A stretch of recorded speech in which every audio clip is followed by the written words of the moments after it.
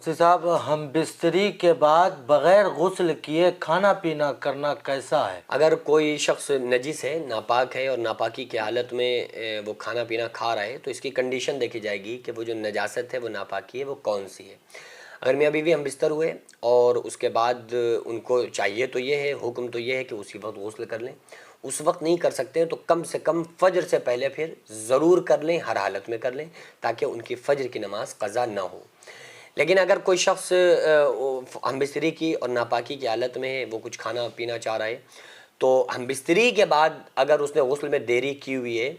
मर्द हो या औरत, तो इससे बहुत बड़ा उनके घर में फ़र्क पड़ता है। और वो फ़र्क ये है कि जिस घर में आका अलैहिस्सलाम की हदीस का मफ़हूम है, जिस घर में नजिस इंसान मौजूद होगा, जबकि वो गुस्ल करने पर कुदरत रखता हो और वो गुस्ल ना करे, बिला वजह में देरी करे, तो उसके घर में रहमत के फरिश्ते दाखिल नहीं होते। और भी हैं जिस घर में जानदार की तस्वीर हो वगैरह वगैरह, तो बहरहाल ये कि जिस घर में जुनूबी शख्स मौजूद होगा, उस घर में रहमत के फरिश्ते दाखिल नहीं होते। बात रही औरतों की पीरियड की, जो औरतें हाइज़ा होती हैं तो उस वक्त में वो खाना भी बना रही होती हैं और सारे घर के काम भी कर रही होती हैं, खाना सबको खिला भी रही होती हैं।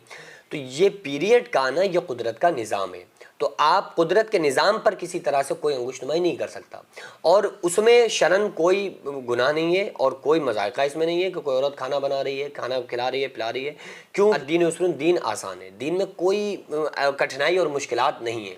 अगर ऐसा हो जाता ना कि जो औरतें हाइज़ा हैं, पीरियड्स है, वो खाना नहीं बना सकती, पीना नहीं बना सकती, अगर कहीं ऐसा हो जाता तो फिर तो ऐसा होता कि फिर अगर किसी के घर में है ही एक औरत करने वाली, फिर तो वो 7-7 दिन भूखे मर जाते ना लोग। तो इस्लाम में सख्ती नहीं है, इस्लाम में ज़्यादती नहीं है, तो ये उनके लिए पूरी तरह से छूट है, वो खाएं पिएं बिल्कुल नॉर्मल उसी तरह से। और अगर कोई शौहर या घर का कोई बंदा औरत से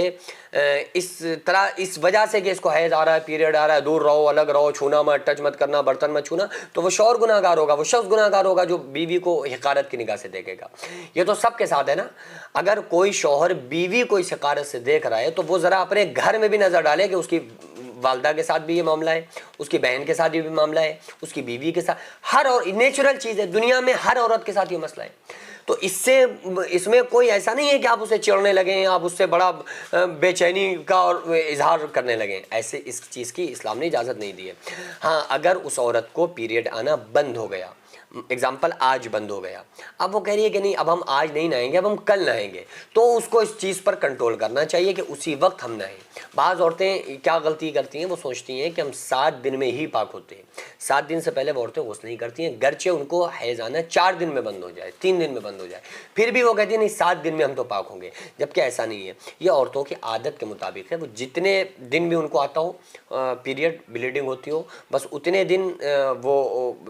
वो नजिस रहेंगी, और उसके बाद ही जैसे ही उनको पीरियड आना बंद हो जाए, जैसे ही वो हैज़ आना, ब्लड आना बंद हो जाए, फ़ौरन ही वो गुस्ल करके नमाज उनके ऊपर लाजिम है कि फ़ौरन नमाज़ों को पढ़ें। तो बहरहाल यही है कि अगर कोई औरत मर्द मजबूरी की हालत में कभी नहीं नहा सकते, चलो खाना पीना चाहें तो कोई प्रॉब्लम नहीं है, खा पी सकते हैं नापाकी की हालत में। बिला वजह गुस्ल में ताख़ीर करना, देरी करना, यह गुर्बत आने का सबब है, इसलिए इस चीज़ से बचना लाजिम है।